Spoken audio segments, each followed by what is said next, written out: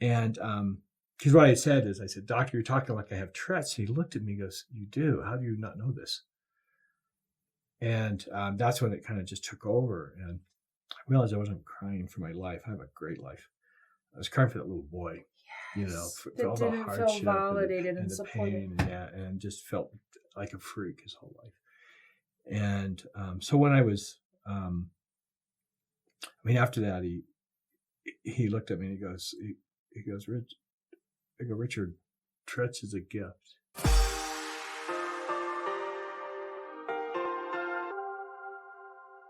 Welcome to the Middle. I'm GANEL-LYN Condi, your host, and I'm thrilled to have a dear friend here on the yellow couch, Richard Paul Evans. I call him Rick, so we may use both. That's all right. In the conversation. We've known each other. I was trying to do the math. When did the Christmas box come out? What year was that? Self-published was 93, but it was 95 when the big one came out. So we didn't know each other then. I knew him. He didn't know me. My grandma had the first signing stamp of the Christmas box in the book for me. And then it became a tradition every year that I would be surprised with a Richard Paul Evans Christmas book for Christmas. And then she passed and I was able to go to a book signing, and you had been signing a book for this girl named GANEL-LYN, which was such a weird name. And I could never pronounce it. And finally just said Ganel like anal. And it's like, and then I got stuck. And then you always remembered it. Right. But that's when my name being unique was a gift, because somehow through all the book signings and thousands of people that you meet and greet, you had remembered signing a book for me. And you were also my first official professional interview. You were just saying that. I was trying to remember that experience, but I was having, at that time I was doing about 1,000 interviews a year. Yes. I'm not exaggerating. It was a lot. Yeah. And I had an opportunity to work with a regional magazine, and I was doing PR and writing for them. And you were generous enough to sit down, and I had never interviewed someone in that capacity.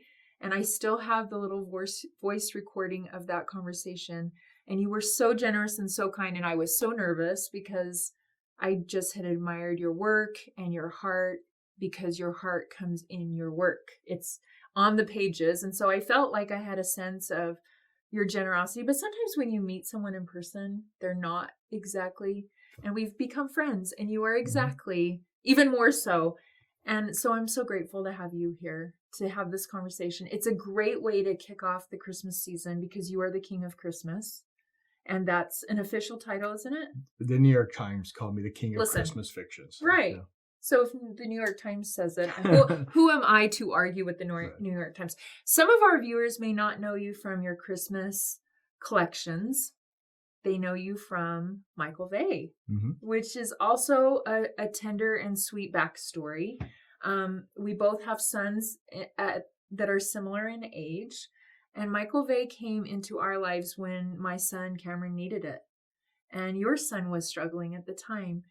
Can you talk a little bit about the beginnings of Michael Vey and your journey with Tourette's and how that plays into the character? Yeah, I wrote a novel called The Gift. And it was about a boy who had a power. He could heal people. And I had so much fun writing that. And in my heart, I was always a Marvel Comics guy. In fact, people were surprised when I wrote Michael Vey, and the people who really knew me knew that. It's like, well, actually, that's more like the Rick we know. So Michael Vey is a 15-year-old boy with Tourettes Syndrome, and I named it after my son, Michael. I thought if Harry Potter had Tourettes Syndrome, then Tourettes Syndrome would be cool. Yeah. And I thought, so what if I just kind of opened the groundwork for it? And so I wrote Michael Vey, and I didn't even tell anyone. I didn't even tell my agent. So when I showed up with this 80,000 word book, she's like, "Where did this come from?" And she read it, and she goes, "This is the best thing you've ever written." So we started to shop it, and no one wanted it. It got turned down. My publisher thought it would sell 30,000 copies of the series in its lifetime. We we do that every 5 weeks now. After 5 years, yeah, we did it. Actually, we did that the first 6 hours it was released.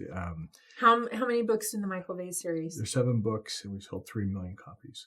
Wow. And so anyway, she was really nervous. Like, well, we can't find anyone who wants it. And I said, you know what? This doesn't make me nervous at all. I feel totally good. She's like, why? And I said, because I had another book that no one wanted. It was called The Christmas Box. And everyone who turned it down lost at least $30 million. So that just kind of makes me happy to say that in a really, stinky sort of way. So no, it's inspiring. It's like, yeah, I've had a few people think we have viewers that are at the beginning of the 12th no, right? No, we don't want that. Your creation is not going to make it. Yeah. So you knew that feeling of like, yeah, I said it will happen. And then I get a call. I get a call from Glenn Beck's vice president. And he goes, you talked to Glenn last time on the show, but working on a book. They want to do a book together. And I said, I'm not really interested in what you're doing. I'm just sticking to literature. I said, I have, however, written a young adult series. And he said, send it to me. And I sent it to him, and he gave it to Glenn's agent, who took it across the street and gave it to a 16-year-old boy and a 13-year-old boy. And he said, read this, tell me if it's any good. And the kid showed up the next day. He goes, I didn't expect in one day. It was it's 80,000 word book. He goes, I read it all night. I couldn't put it down. It's the best book I've ever read. So I get a call from Glenn Beck himself. He goes, okay, let's partner. And so I want to publish your book. And he had just started a publishing imprint. So he came out with the book, and it was, I remember the morning I was going to go on his show, and I thought, well, let's kind of get a baseline here. Let's see where I'm ranking on the .coms. And I pulled up barnesandnoble.com, and there was a big number 1 next to it. I go, I haven't been on the show yet. How is that even possible? And sure enough, the book sold. It was massive. It sold, I think the first day, like 60,000 copies. And my publisher called and said, look, we put everything off. We've stopped printing of every book. We're in our 3rd printing on the first day. And we've stopped everything to put everything into Michael Vey. And it's like, it was crazy. It was just, and it was fun. And the best part of it is that it really impacts people. And so I started to notice that at every speaking event I would have all these youth with autism show up. And I remember a principal in Dayton, Ohio saying to me, he goes, I've never seen those kids. You had all 6 of our autistic kids at your table. I've never seen them talk to someone outside. And there's something about Michael Vey that connects. Yeah. So in a really powerful way. It validates and celebrates exactly what you said, that these parts of us that we maybe from a social perspective don't celebrate, Michael Vey turns it on its head, and the series really sees it through a new lens of being a superpower. I know that that's not always how you have felt about your own Tourette's. Can you share with our viewers a little bit, if they're not familiar with there's a spectrum of various ways in which it can manifest, but if they're not familiar. Well, we do at the same time. Yeah. We synchronized swimmers, yeah. Tourette's is a neurological disorder that it can manifest in a lot of different ways. So we usually think of the Tourette's, we think of coprolalia when people shout out swear words. I actually have those impulses. I couldn't understand why I would be sitting somewhere like in church and want to stand up and shout out swear words. And you think about it, for someone from a really religious background, yeah, it's very paradoxical. You think it's demonic, right? It's like, well, yeah, and not understanding what it really was. When I was diagnosed, I was 40, and the doctor said something really interesting. He goes, "Do you have the need to touch sharp objects?" And Diane's over there, my assistant's over there smiling because she knows I touch sharp objects all the time. Diane's in the studio, and Diane is a dear friend of mine, and we love her. And I tease that we might pull her on the screen. But I can see it right there. Yes, it's always $1. We call them corners. Well, the reason I use dollar bills, you can feel it, is because it's linen, and linen gets really sharp. And so my wife can tell how stressful my day was by how many corners. I had 7, we call them corners. I had 7 of them in my pocket. Wow. And when he said that, I said, I've done this since I was 3 years old. And so my Tourette's really started manifesting when I was 8. And I remember where I was. I just started shrugging. I couldn't stop. And my mom told me to stop. And I felt guilty because I would try. You can't stop. You can force yourself to stop. As soon as she's not looking, you're going to do it. And So I felt guilt on top of that. And then this is the worst thing. And she meant well. I remember after like a week, but she pointed to this old man at church who was like hunchback. She goes, "You're going to look like that if you don't stop." It's like, oh, great. Now I'm going to be like a 9-year-old hunchback. And the things we do to our kids that we don't mean to do to our kids, right? So, and that was about the time that things were going really wrong at my house. Yeah. You know, really bad. And my mother went into very severe depression, became very suicidal. And my dad had lost his job and our family was split up and ended up moving to Utah to live in a abandoned home.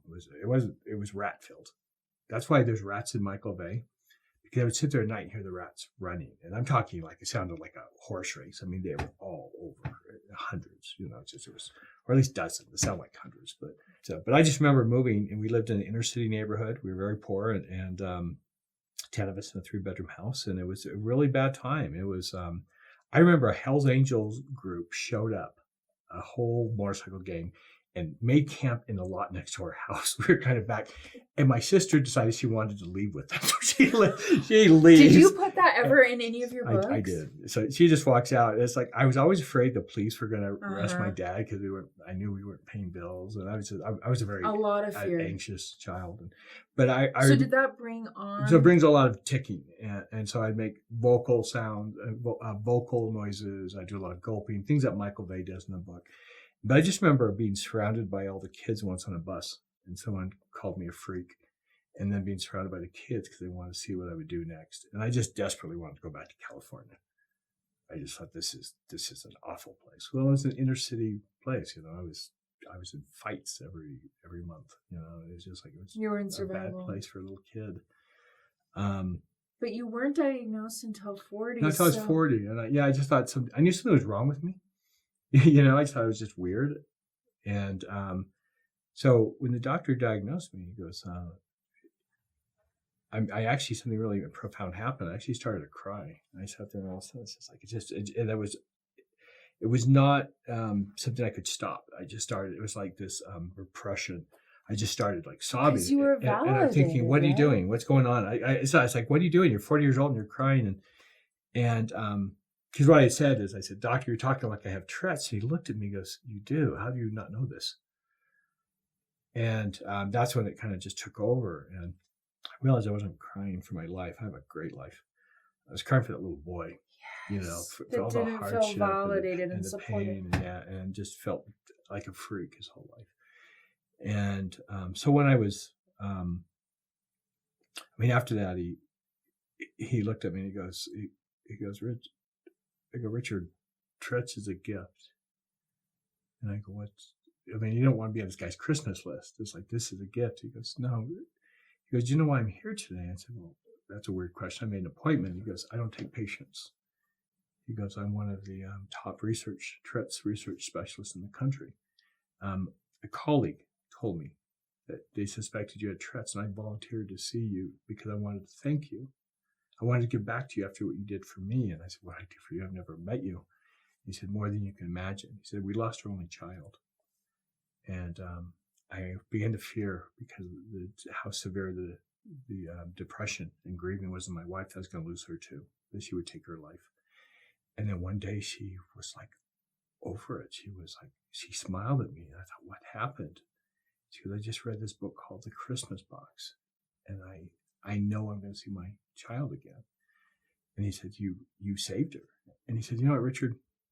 No one, my colleague, I'm a psychiatrist. I couldn't reach her. My colleagues couldn't reach her, but you did." And he said, "Because she's in this dark place, and you have obviously been in that dark place. You could speak to her. You could go there because you understood the loneliness, the mocking." He goes, "I work with kids with Tourette's. I have 9-year-olds who want to take their lives."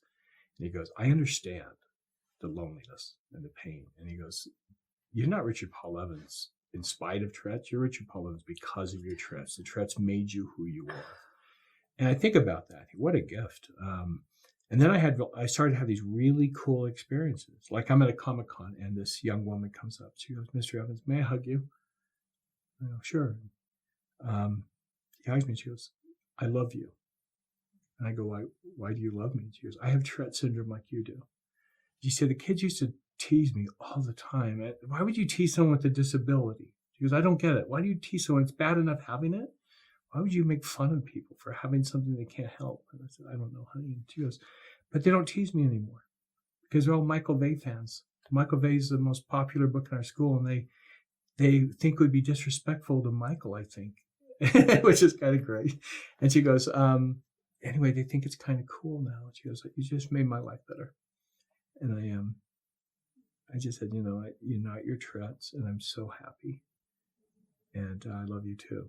And so, but I've had these really cool experiences like this. Like I had one teacher back east in South Carolina. She wrote and she said, one of my kids came up and he goes, why couldn't I have been born with Tourette's syndrome? Some people have all the luck. And you're thinking, that's what I wanted, because I saw my son Michael go through this experience and to junior high and just being treated different. And of course, Michael Vey brought his own thing, because then people are saying, "You're gonna shock me, man. You're gonna shock me." And I brought that stuff on. But what a beautiful middle! What a beautiful story of how you made it through so much of your adult life, not even having a name for what you thought was this strange part of you. And then I think the theme of your life is that you really have taken what you've been given and it's been transformed. And your books really do carry that theme of sensitivity and awareness and taking the reader through whatever the story is, right? Whatever the struggle is, whatever the middle is, and finding the gift in it, which makes it exactly the perfect read for Christmas. It's the gift I give myself. I save a Rick book and my family knows if they peek in and they see it's one of yours, and I try to not binge read, because it's kind of my little gift to myself to step away from the hustle and the bustle. What made you decide Christmas, after the Christmas box, that was going to be a continued theme? It went crazy. I actually did the opposite. I didn't want to be typecast. You didn't. And even though the New York Times called me the king of Christmas fiction, it's like, well, that's not who I want to be. I just want to be a writer. And so I kind of walked away from it. And after like 10 years, I saw sales were declining, and my book, The Sunflower, which was voted. It was voted like by my readers, like the third favorite of all my 41 books. It's a tender, non-Christmas story. It barely hit the New York Times bestseller list. Barely. It tied with number 16, or number 15 at 16. And it's like, well, I've hit my peak. I mean, when you start that high with the number one book in the world, it's like, you're not going to match that again. And so I thought, well, if I have one more book to write, I think I'll write a Christmas story. And I wrote a book called Finding Noel. And that book went crazy. The first week out, they went back for 100,000 copies the first week. It was People Magazine and Entertainment Weekly gave it A's, just raved over it. It was huge. And it's kind of like, I guess you dance with who brought you to the dance. I'm good at Christmas stories. And, I love Christmas. But I love your walk series, and I love your non-Christmas books as well. You've done some amazing stories. What do you find, Hope, especially this year with 2020? You have a new one out, the Noel Letters. I love the Noel Letters, yeah.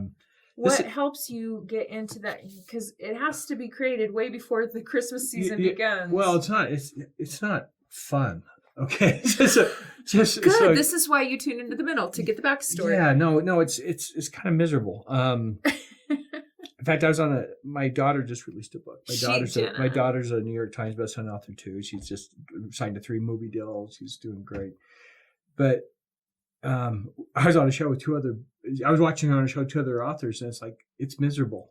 Yeah. It's like, if you think this is fun, you don't get it. No. And in this case with Noel Letters, I've never written the book I thought I was writing, but this was way off. And I found myself way behind schedule. And it gave me, it's like, it has to be in 2 weeks, or the book doesn't come out. It has to be in. Were you down at your ranch trying to hammer it out? I had been at my ranch for almost 60 days, which is a great place to go with, especially during COVID, because my nearest neighbor is a mile away. It's just like, it's great. But this time I went to a hotel room, and we had like 2 weeks. And I remember I was writing till 2 a.m. I was just writing. It's great because you're completely immersed. But I remember my assistant Diane came over and she brought me lunch, and I said, I can't believe it's been a week already. She looked at me and she goes, you've been here 10 days, right? And it had blurred. The whole thing had blurred. And I remember when I thought, I'm actually going to hit the deadline. In fact, I'm going to turn in at noon before, on Thursday afternoon, at noon, I'm going to turn it in. I'll be ahead. And noon came and went, and could I go back a million times? I could go back over and over. And at 3 a.m, I sent the book in. And I remember I sat on the bed. Like, I pushed the send button, sent it off to my agent, my editor, and it's done. And I just sat in the bed, like, it's done. And I enjoyed it for about 30 seconds, because then the room just started spinning. And it's like, oh, I am really sick. I mean, and because I came here this morning, I had a migraine, and it's like, I don't get sick often. It's pretty rare for me. But the room was just spinning, and I got a fetal position like this. And the next morning I called Diane. It's like, I don't know if I'm going to pass out or throw up. It's like, I'm just really sick. I thought, this book broke me. Yeah. It broke me. Yeah. And called Diane, and I said, Diane's right there. I said, you need to come get me. I'm really sick. And she came and like packed up the room, and then she called my wife, and Carrie, I love Carrie. We left. Yeah, she got me like an ice pack and a towel. I put it over my head. We went to my ranch. We went to the ranch. I put the ice pack on, and for like 4 hours. It took me about 2 days to get over it. And I thought, I don't know if this book's any good at all. Right. So I have no, the saying, you can't see the forest for the trees. Yes. I couldn't even see the tree, because my head was just stuck in the tree. Right. It's just, I was so into it. I go, I don't know if it's any good. I did my best. And I certainly bled enough for it. And so then Carrie reads it, and she goes, I think this is my favorite of all your books. She goes, this is amazing. I go, really? I go, it's okay. She goes, no, it's really good. And then I start getting all these really great national reviews, like Kirkus, they never like my books. And they're saying this deserves a place under many a Christmas tree. And Book List just says it's just lovely, really smart read. And it's like, I guess it's okay. Well, I think as an author, I've authored 7 books, and it takes, I think, at least a year of your life away each time. And that's what I say. It's like, oh, you do? I say, yeah, I lose a couple years every time I write a book. And it's interesting, because I speak a lot, and people go, can you put that in a book? And I'm like, can't you just listen to my talk? Because it's not going to take a year of my life, right? And it really is a process of 7 birthing. Books now. Has it really been? It has. Congratulations. Thanks, brother. Wow, that's a lot of books. Yeah. And, I think you have to have the courage to jump back in, and you've done it how many times? How many books? 41 novels. It's amazing. 41 best and you've novels. taken the success and you've given back, and I think it's a perfect Christmas message to share. You've shared some powerful, hopeful insights, I think, for anyone creating out there that is feeling like the successful people just like flip a switch and it comes out. I appreciate any time someone of your caliber says, no, it's a wrestle and it's hard and it takes a lot to do it. It doesn't get easier. It doesn't get easier. Never gotten easier. So yeah, if whoever is watching that's an artist or a creator has something on their heart and they're thinking, why is this such a fight? You're in good company. Mm-hmm. But you've taken your success and from the beginning found a way to give back. Yeah, after we came into a lot of money, we were concerned about how it might affect our life. That sounds weird, but and so we decided that we would teach our children that money is just power. It's not good or bad. It's just power, and use power for good. And so we started this concept of the Christmas Box House. What we did is we reached out to the community and asked people who were in child welfare, what is the most important thing we could do to help at-risk children?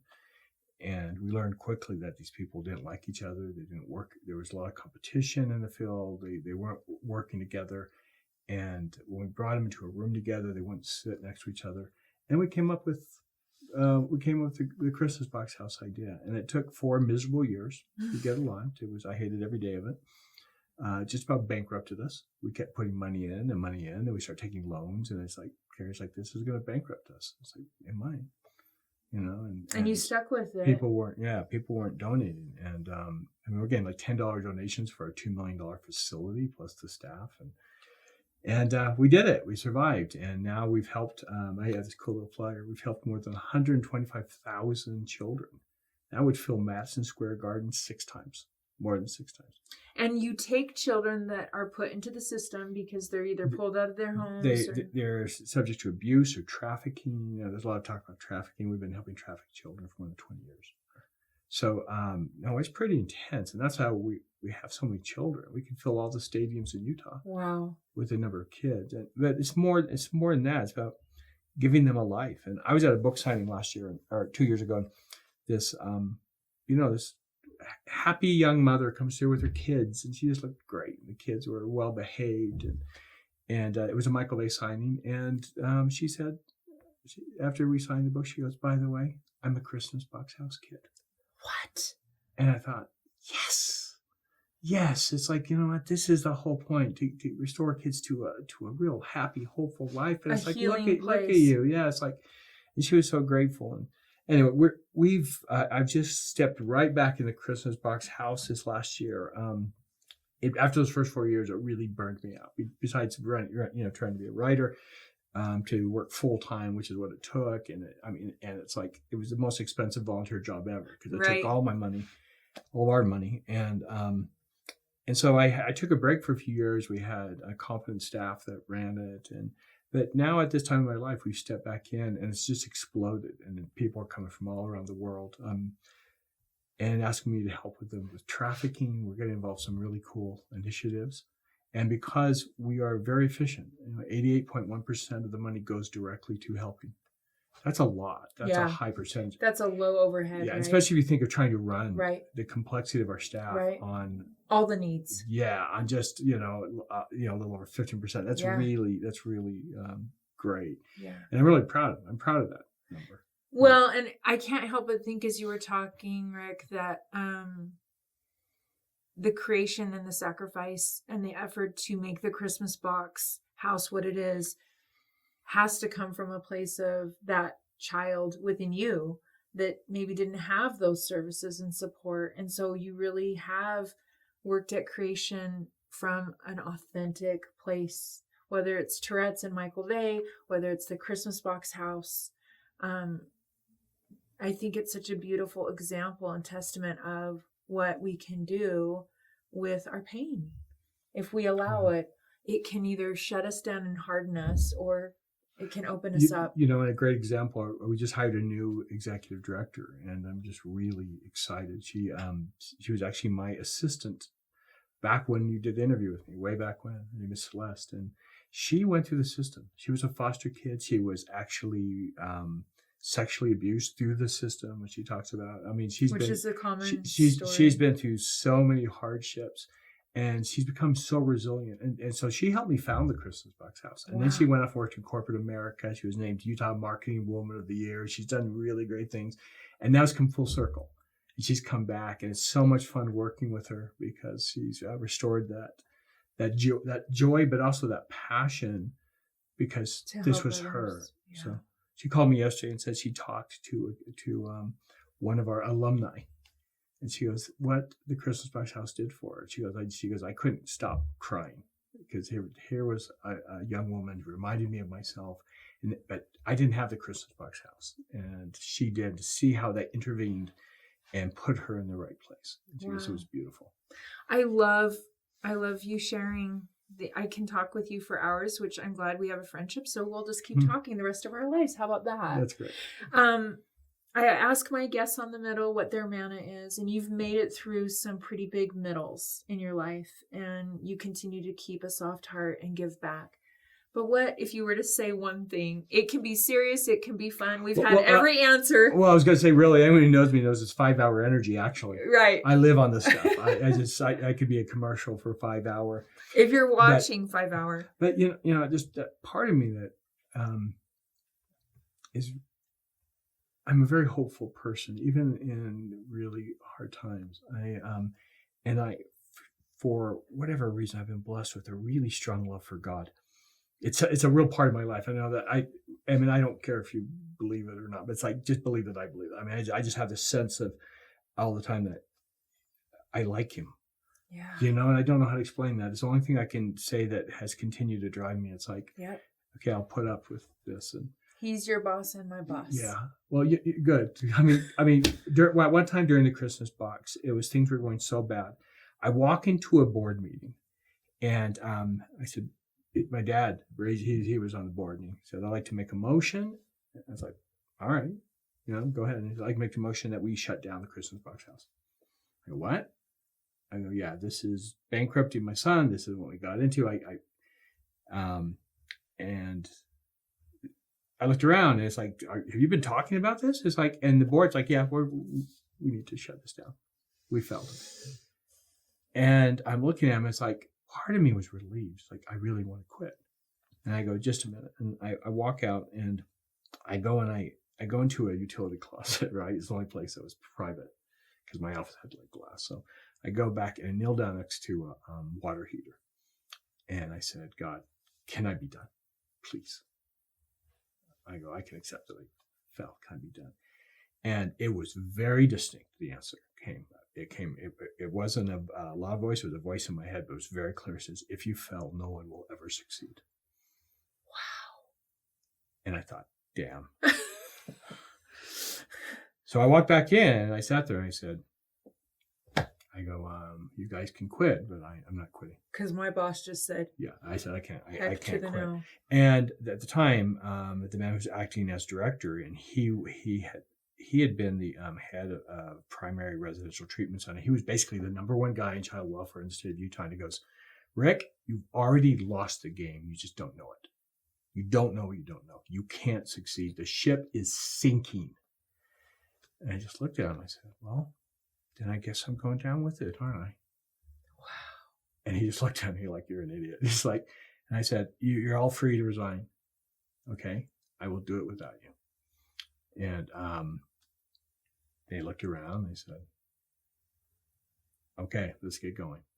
And it wasn't. We just kept going, and it wasn't easy. It wasn't an immediate turnaround. No, and it wasn't. But I had T-shirts made that had our logo, and it said, "Failure is not an option." And I wore it the next meeting, and it's like, no. At this point, it got personal. It's like, yeah, I hate doing this, but we're going to do it. And I remember another time, I was always kneeling in the utility closets out there. It's like, we don't have enough money. I am broke. I can't get another loan. That's how bad it was. I kept getting loans. And I remember I just got a loan for almost $500,000, and I put it in, and the director called me. "We need another $500,000 by next week." It's like, I don't have it. I go, "No, it's not. No, you're not going to get it." And it was a hard time. It was hard in our marriage, but God opens the doors at the right time. So like one day I come home from these meetings, and I know we're going way over time wise, but nobody's going to put us to commercial. Jake's just going to have to make it work, right, Jake? But I come home, and Karen and I get in a big fight. And she goes, "Rick, this is stupid." She goes, "Look, they don't appreciate it," which is true. "No one's helping. The community's not involved. The government's fighting you on this. And you've used all our money." It's like, this is really bad. And so what can I say? Everything she said was true. And it's like, yeah, I'm an idiot. So I go down to my den, right? We're in this fight. I go down to my den. I'm sitting there. It's like, God, I can't do this without her. It's hard enough trying to do this. It's hard enough trying to break this. It's hard enough. I can't have anyone. But if my wife turns against me on this, I can't make it. I go, because it's her money too. And it's like, it's too much. I go, and it's too much. And I don't think you told me to do this. And it's like, and it was interesting because the answer came in a very interesting way. About 2 hours later, Carrie buzzed and she goes, "Hey, Michael is sick." And Michael was just a little over a year. And I go, "What do you mean?" It's like, "Well, he has a fever." So I go upstairs and we measure, and it's like 103. And it's like, well, let's just kind of watch him for a little bit. An hour later, and now it's midnight, and it's 104. And it's like, we got to take him to the hospital. So we go to Primary Children's Hospital. It's late at night. It's quiet. We go in carrying our little baby. And we sit down, and it's like this. We're sitting like on the couch, and Carrie's like right here, and I'm right here. And suddenly, while we're sitting here waiting to see, and it's really quiet in there, a social worker walks in, a caseworker carrying, I think it was about a 3-year-old baby who'd just been beaten up. And there's blood coming on his face, and someone had yanked his hair out. And walks over, and it's almost like we're invisible. He walks over and holds the baby in front of my wife and tells the nurse of the atrocities this child's just been through. And she's sitting there. She's like, yeah, like you. She starts to cry. She's like, oh my gosh. And it's like, I can't, it's kind of a strange scenario. It's like, really, this is happening. And then I go, sir. And he's like, oh, he looks at me. It's like, we're right there. And it's like, and I introduce myself. He goes, I go, he goes, yeah, I know who you are. I go, where do you go at 2? It's now like 1:30 in the morning. I go, where do you go with this baby? And he goes, after they go to the doctor, I'll start waking people up. Because if we had your facility, we'd go there. Wow. But we don't have a place to go. And at that point, then he walks away. And Carrie just sits there. And she's just crying. And then she looks, she goes, build it. Build it. I don't care what it takes. Build it. Just make it happen. And I thought, thank you, God. It was the fuel you It told her she never changed. It changed her. It's like, okay, as long as I have her with me on this, we can go through the battle. You got it, Carrie. Yeah. So now it's like, okay, she's with me. She's never backed off. She's been 100%. She's amazing. Yeah. So she's been with me. It's like, no, that we have to do this. Whatever sacrifice we go through, we have to do it. So she became a convert that night. And it was an interesting way it happened, but that's what she needed to be in. So it was still another several years of misery. But we did it. And I remember one time, like, we're out of money. What do I do? And it came very distinctly. I would be given direction. Finish the shelter. Stop all construction on the building. Because the building's it's a big office. It's a big everything. It's like, just build the shelter and get children in. And so I called the contractor and talked to my dad. Go put everything into that. Don't put another dime on the other side. Focus. Get the shelter done. And within 2 months, we had children in there. And once the children were in there, it changed everything. Because it's like real. It's like there's kids here. Yeah, they're real children. And there's investment in these people. Yeah, and that's what changed it all. And so, and then we got the rest of it done. And so it's been quite a ride. And people can donate to keep this work going forward. Go to the Christmas Box. You can look up the Christmas Box House International or go to thechristmasbox.org. And we get a lot of donations, but what's happened, our donations are up 400% over the last 2 months. Wow. And some of them are sizable. We're getting corporations coming. Because what's happened is we've gone back out there. People thought we had just like disappeared because the former director didn't believe in any kind of promotion. Their annual promotion budget was $100 for a multi-million-dollar facility. It's like, okay, you don't believe in it. But once we did that, now it's exploded. So we'd love to have your help. We're providing Christmas for almost 3,000 at-risk children. It's a little bit expensive. Think of Christmas for your own family. But we're doing for 3,000 children who won't have Christmas otherwise and are in abusive situations, neglect. So we have some great work to do. What a COVID-friendly way to support and help enrich a child's life and change the world. Yeah, and 100% of the money that goes to, we call it Project ELF, goes to the kids, all of it. We take a very little amount as it is, but in this case, 100%, if it says Project ELF, goes directly to buying things for the kids, and it's screened by caseworkers, so we know it's not being like sold for drugs. It's like the kids are getting the gifts. It's amazing. And so it's cool. It's responsible. It's being done. And what I'm finding is people during this time, their hearts, I think, are open.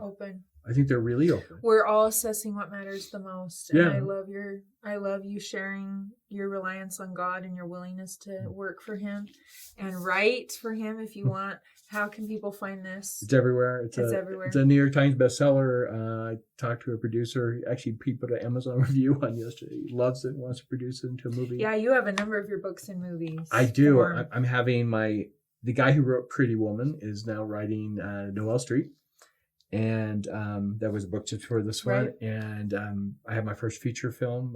Netflix is producing The Noelle Diary with Justin Hartley from This Is Us. Nice. And movie director Charles Shire. And so it's an exciting time. I have two producers looking at TV series. So God's really opened the way for me right now. Big things are happening. It's an exciting time. Well, thank you for persevering through the middles so that you can be here and help and enrich the world with hope and light, and for being honest that it hasn't always been easy and you've hit the roadblocks and you keep pushing. So thank you, and thanks for blessing my life for a long time. And thank you for joining us. I hope you'll share this episode, especially if you feel that there's someone coming to your heart and mind right now that needs that reminder to push through, that they feel alone, that they've been abused, that there's good coming and there's good people doing good things for them. And they may not see the miracle yet, but it's coming. And we'll see you again here on The Middle.